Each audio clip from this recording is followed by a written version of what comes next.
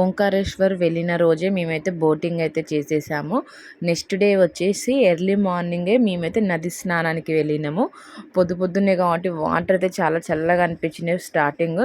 తర్వాత ఉంటే మంచిగా వేడిగా అయితే ఉన్నవి. అంత టెన్షన్ ఏం అవసరం లేదు, మార్నింగ్ చేయాలా వద్దా అని మంచిగా చేయొచ్చు. నేనైతే స్నానం చేసిన తర్వాత అమ్మవారికి అయితే తాంబూలం అయితే ఇచ్చిన. చీర, గాజులు, పసుపు, కుంకుమ అయితే ఇంటికా నుండి తీసుకొచ్చిన.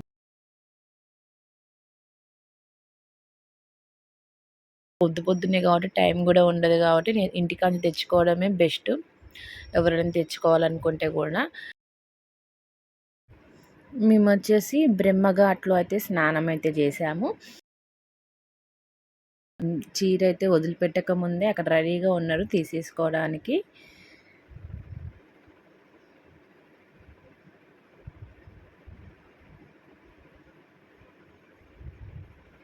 అమ్మవారికి తాంబూలం ఇచ్చిన తర్వాత నదిలో అయితే దీపం అయితే వదిలాను.